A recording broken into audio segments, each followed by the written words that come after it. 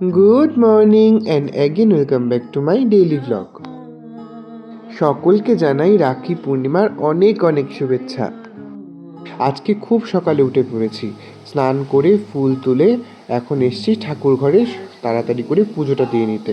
তারপর তো রাখিগুলোকে সাজাতে হবে, সকলকে রাখি পরাতে হবে। তারপর আবার অনেকে ইতিমধ্যেই আমাকে ফোন করে ফেলেছে, তাদের কাছে রাখি পড়তে যেতে হবে। এর জন্য তাড়াতাড়ি পুজোটা দিয়ে এখন থালায় রাখিগুলোকে সুন্দর করে সাজিয়ে নিচ্ছি। কাল তো তোমাদের রাখিগুলোকে দেখিয়েছিলাম, আজকে আরও একবার ভাই বলল যে রাখিগুলোকে যখন প্যাকেট থেকে খুলে সুন্দর করে সাজিয়ে নিচ্ছিস তাহলে আমি ভিডিও করি, সকলে তাহলে সামন থেকে রাখিগুলোকে দেখলে আরও এর সৌন্দর্যটা বুঝতে পারবে।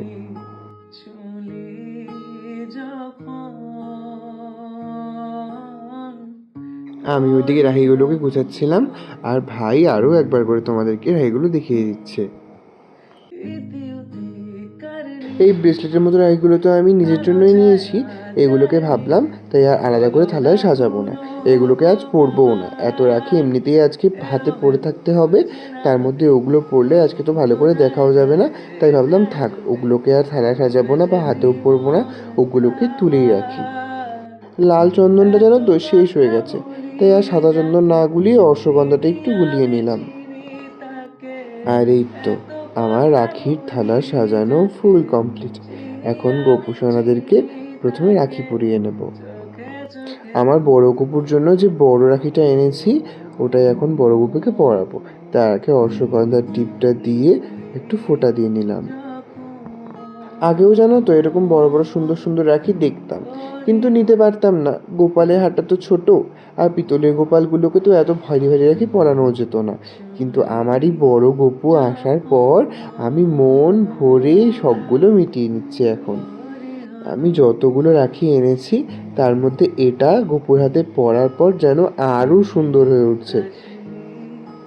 তোমরা তো জানোই দোকানে দেখা মাত্রই আমি এটাকে গোপুকে পরাবো জন্য মনস্থির করেই ফেলেছিলাম। এই তো বড় গোপুকে পরিয়ে নিয়েছি, এখন এক এক করে দিদার গোপু, আমাদের বাড়ির ছোট গোপু, সবাইকে আস্তে আস্তে রাখিগুলো পরিয়ে দেবো। আজকে অনেক সকালে উঠেছি, পূর্ণিমা তো বেশিক্ষণ আর আজকে নেই, এর জন্য তাড়াতাড়ি উঠে আমি পুজো ঘরে চলে এসেছি। কারণ পূর্ণিমা থাকতে থাকতেই তো ঠাকুরদেরকে রাখি পরালে ওটা ভালো লাগে বলো। কালকেও পূর্ণিমা ছিল, কালকে তো লেগেছে, কিন্তু রাখি পূর্ণিমার দিনটা তো আজকেই, এর জন্য আজকেই আমি গোপুদেরকে রাখিটা পরাচ্ছি। এই ভিডিওটা যতদিনে পোস্ট হবে ততদিনে তো রাখি পূর্ণিমা পার হয়ে যাবে, তাই আমি তোমাদেরকে জিজ্ঞেস করছি কে কীরকম রাখি পূর্ণিমার দিনটা কাটালে জানাতে কিন্তু ভুলো না। আমি প্রার্থনা করব এই পৃথিবীর যত ভাই বোন আছে তারা যেন ভালো থাকে, সুস্থ থাকে, এক সূত্রে বাঁধা থাকে। আজ তোমাদের আগে থেকেই বলে নিচ্ছি, আজকের ভিডিওটা একটু বড় হয়ে গেল গো, একটু ম্যানেজ করে নিও, যদি মনে হয় একটু একটু করে স্কিপ করে দেখে নিও। সব ঠাকুরকেই মোটামুটি রাখি পরানো শেষ, এখন পরাবো ভাইকে। ভাইয়ের জন্য এই রাখিটা নিয়েছি, কালকে যখন ভাইকে নিয়ে গেছিলাম রাখি কিনতে তখন ভাইয়ের এই ব্রেসলেট রাখিটা পছন্দ হয়েছে।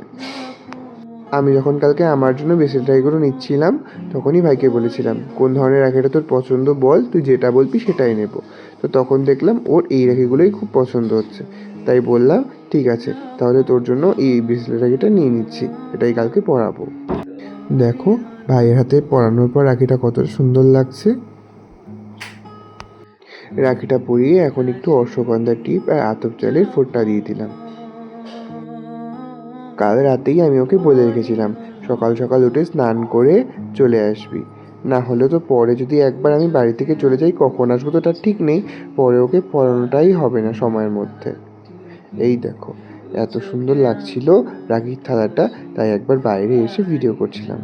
আর এই তো দিদি একটু অসুস্থ আছে, ওর জন্য এবারও আমাকে রাখিটা নিজে হাতে পরালো না, আমায় দিয়ে দিল রাখি আর চকলেটটা, আমি পরে ঘরে গিয়ে কারো হাত থেকে পরে নেব। এই যে আমাদের পাশের বাড়ির ইরা রানী এখন এসছে বম্মাদের বাড়িতে, ওকে দেখে একটু আমি বম্মাদের বাড়িতে এলাম ওকে একটু নেবার জন্য। এই তো এখন ওর বাড়ি যাওয়ার সময় হয়ে গেল, আমিও বাড়িতে এসে এখন রেডি হয়ে যাচ্ছি একটু বাজার। ভাই যাবে এখন পিঙ্কি দিদির বাড়ি, আর আমি যাচ্ছি বাজারে একটা ব্রেসলেট রাখি কিনতে। একজনের জন্য আমি রাখি কিনতে ভুলেই গেছিলাম, কালকে তো মনেই ছিল না এত তাড়াহুড়োর মধ্যে। তার জন্য ওই ব্রেসলেট রাখিটা এখন নিয়ে আসতে যাচ্ছি।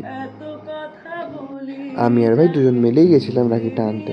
এখন ভাইকে নামিয়ে আমি চলে যাব বাড়ি। বাড়িতে বোন এসে বসে আছে রাখি পরানোর জন্য। আর এই দেখো, কথা বলতে বলতে থানাপাড়া দিয়ে চলে এলাম।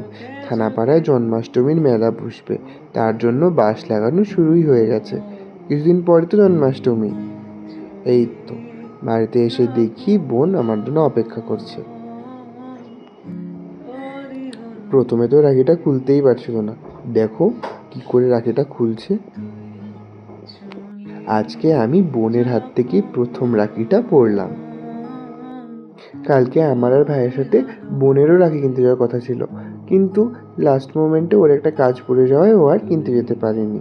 ওর জন্য আজ সকালে উঠে ও গিয়ে রাখি নিয়ে তারপরে এসছে আমাদের রাখি পরাতে। এই দেখ, বোন এখন আমার গোদানো অশ্বগন্ধাটা আমাকে পরিয়ে দিল। আর এই দেখো, এখনও আমাকে বলছে যে আমাকে ওকে নিয়ে প্রণাম করতে হবে।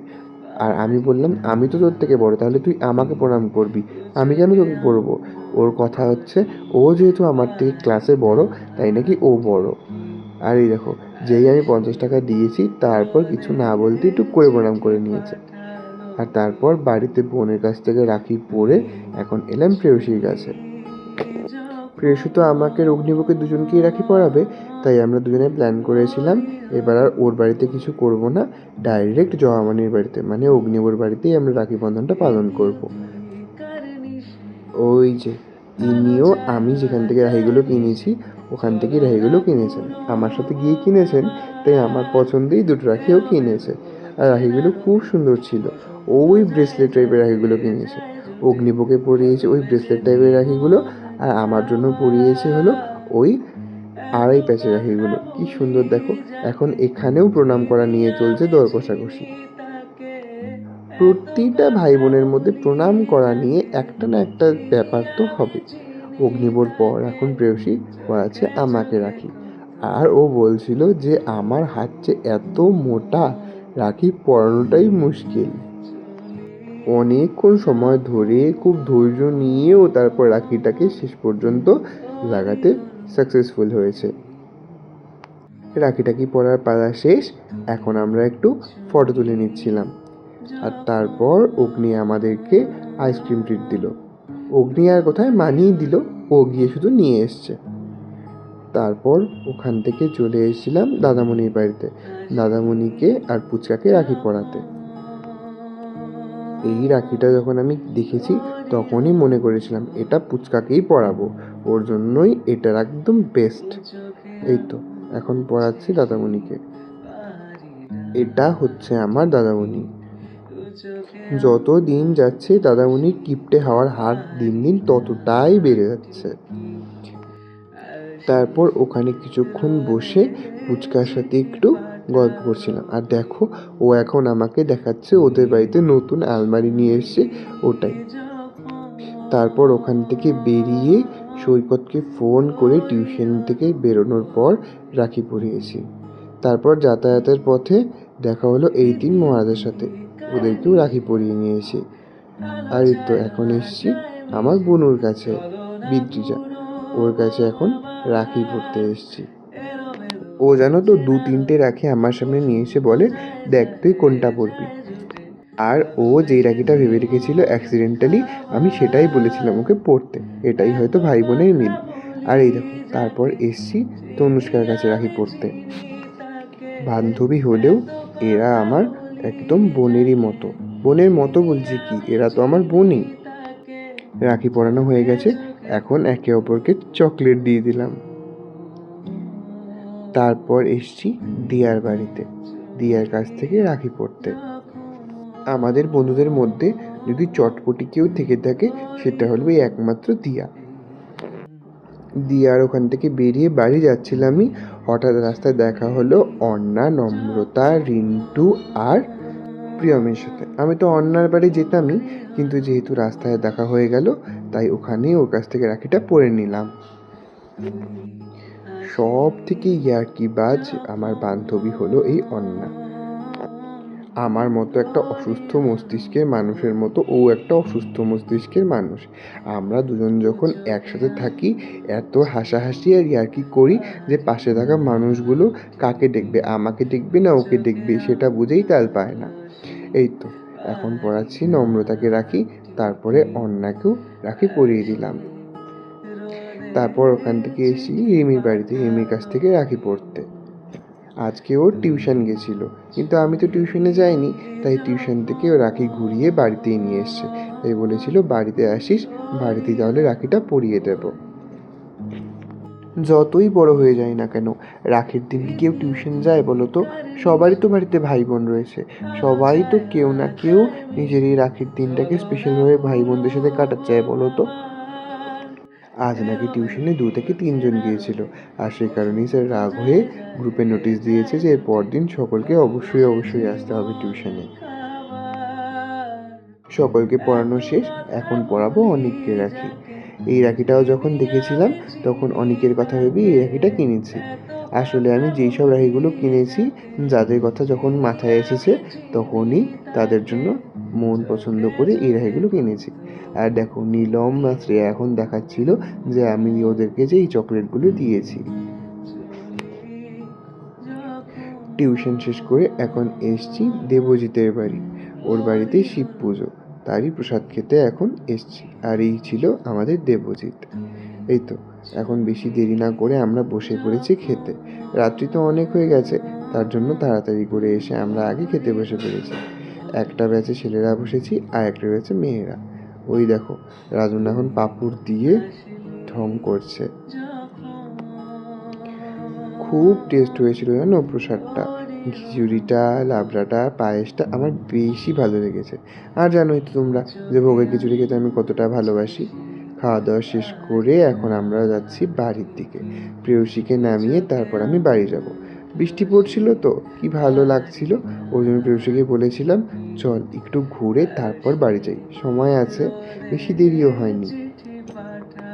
রাখি এসে গেল, এরপর জন্মাষ্টমী, দেখতে দেখতে প্রত্যেকটা অকেশনই চলে এলো। আর তারপর আসবে দুর্গা পুজো, কি মজা! আর 1 মাস পরেই দুর্গা পুজো, সামনেই আমাদের 3rd সেমিস্টার এক্সাম। পুজোর আগেই, কিন্তু সে বিষয়ে আমাদের কোনো ভ্রুক্ষেপ নেই, আমরা পুজোর আনন্দেই মেতে আছি। সকালে প্রেয়সীর জন্য যে রাখিটা এনেছিলাম ওটা ওকে দিতেই ভুলে গিয়েছিলাম, তাই রাত্রে এখন ওকে ওই রাখিটা পরিয়ে দিচ্ছি। আর এই তো আজকের দিনটা এভাবেই সুন্দরভাবে হাসি মজায় কেটে গেল। আজ তাহলে এই পর্যন্তই, তোমাদের সঙ্গে দেখা হবে অন্য কোনো সুন্দর একটা ব্লগে। ততক্ষণের জন্য সকলকে টাটা বাই।